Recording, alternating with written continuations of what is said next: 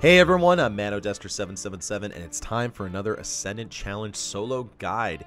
It's November 13th, 2018. We're going to be showing you how to do the Ascendant Challenge for this week.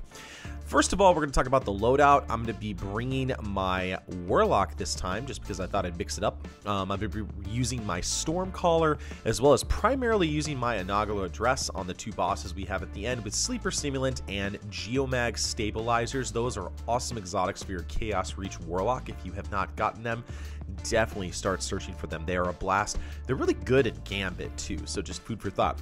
Before you do any of these things, make sure you go over to the Strand where Petra is this week since the curse is weak. Make sure you pick up the bounties and everything else like that, and then you can just quick travel back over to the Devilian Mist Patrol area because we are going into the Bay of Drowned Wishes. I'm really glad they added the piece where when you discover a lost sector, you can actually see the name.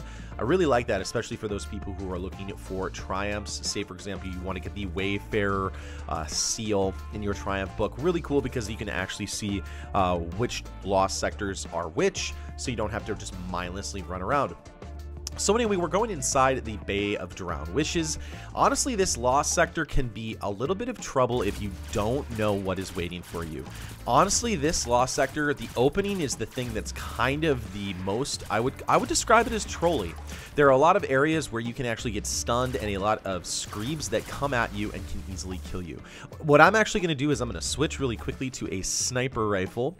I'm going to go ahead and drag it from my other inventory. I think it's on my Titan right now. I'm going to go ahead and grab it. Go ahead and equip it. There's going to be a bunch of those guys over there that we can just snipe in the head really easily, and you can see the screebs are going to come at me in huge numbers. Now that I've done this a bunch of times, and I know this lost sector is designed to be kind of like a giant trap, I'm prepared for it. I'm ready to go. I know where everything is. You just want to make sure that you take care of those large abomination snipers and then take out some screebs. As soon as you move over by this giant tree area, if you look to your right, you're going to see the entrance to the rest of the lost sector, and the area where we're going to be going is over in that area. But I'm going to clear out the lost sector first, so in case if I actually die or accidentally die when I'm doing the lost sector or in the Ascendant Challenge, I can just come back and not have to fight a bunch of enemies. They're not too many. Honestly, there's 3 or 4 little spawns. There's one group of people right there. As soon as I kill those guys, there's going to be a group of screeps that come up right there by the door. If you shoot 2 or 3 of them, they'll actually all explode and you won't have any issues. Then go up to the door, and when you go up to the door, it's going to get the rest of the guys over there to spawn. You'll see as soon as I go to the door, you'll see some of the different areas and locations. You can see some of the enemies start to spawn in. Go ahead and knock all those guys out. Once all of those enemies are dead, the door will open, and you can actually go into the Ascendant Challenge before that if you want to. I'm not going to just because I want to make sure that it's clear in case if I die, like I said earlier. Pop your Tincture of Queen's Foil and hop on in. Like I said, this week it's not too crazy of an Ascendant Challenge. It's just honestly a lot of falling, but the platforming can be a little tricky at times, especially I've found if you are a Titan. Hunters and Warlocks have a pretty distinct advantage because you have the ability to kind of stop in midair and stop your momentum, whereas Titans, which it's their benefit in PvP, they get a lot of momentum and a lot of speed. They can actually be a hindrance here.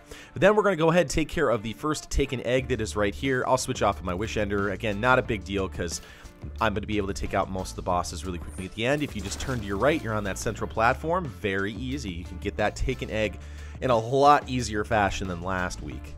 I'm going to go ahead and go back. Well, you know what? Yeah, I'll actually just keep my, I'll just go ahead and keep my Wish Ender on. I don't know if I've actually gotten this taken egg or not, but it's really easy to find the last taken egg. It's really simple.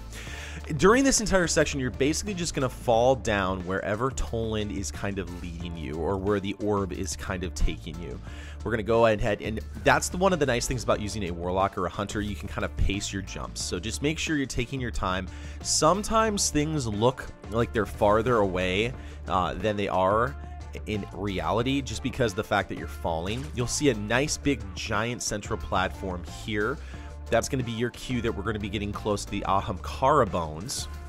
Now, once you see this giant section here, you're going to see a giant tree. As soon as you get to that giant tree, go ahead and come right over to the left side of the tree. You'll see the Ahamkara bones, and you are good to go. After that, go ahead and find the edge where you can see a little bit of a statue. The lightning will be kind of helping you out. There's going to be a statue that you're basically going to fall down on. You're going to see that the lightning is going on over there. You're basically going to be jumping down again to another location. You will find the downward angle side of the platform is where you're going to want to go. So go ahead and be really careful right there. There's going to be a little bit of a circular platform. That's going to be where you want to be. And again, as you peek down there, that is actually where you are going to go. Now, some people have actually made it on PC, like by jumping through that hole and going through the ledges. But if you're wanting to take it safe, just head over to that statue. That's probably the easiest way to do it. But if for some reason you do want to chance it, you can see the platforms are all kind of lit up in that area. You just kind of have to take your time and risk it for the biscuit there. So I'm going to go ahead and be safe since I want to do this in one take. We're going to go ahead and hop down below onto the statue, and if you feel like landing on the orb itself is a bad idea, just kind of land in the crevice between the orb and the statue itself. And again, just take your time. Here is where you're going to run into some of the rocks that are spinning. So you just need to make sure that you know which rocks are going to spin and which ones are not. Once you know those, you kind of know where you can kind of pace your jumps. And again, for those people who are platforming, again, I would really recommend just taking your time. Don't rush through this. There is no real time constraint here. You just need to make sure that you just take your time. Don't rush.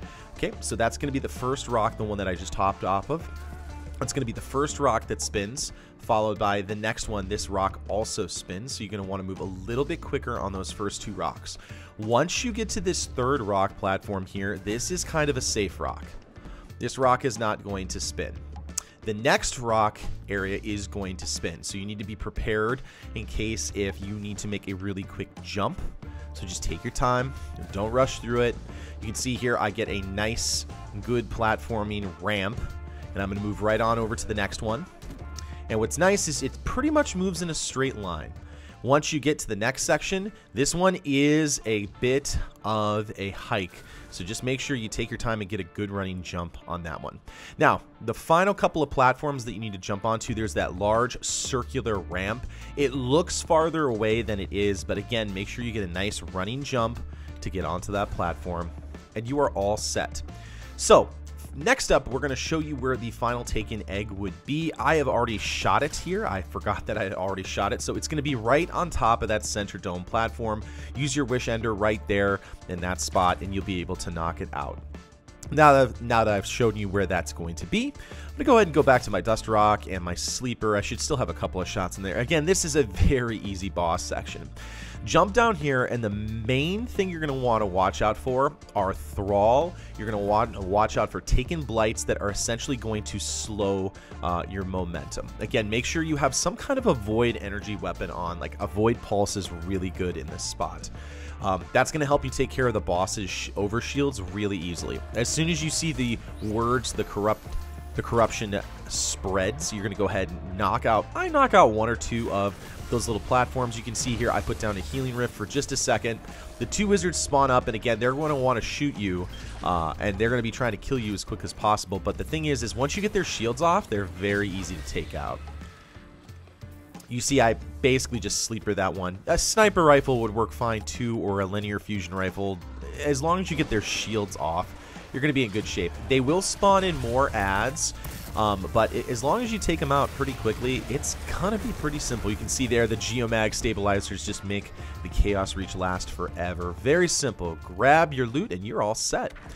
Very easy this week. I think the biggest challenge will be for those Titans who are used to basically just floating all over. I know that when I did this on my Titan the first time, I struggled a little bit. So just make sure you take your time.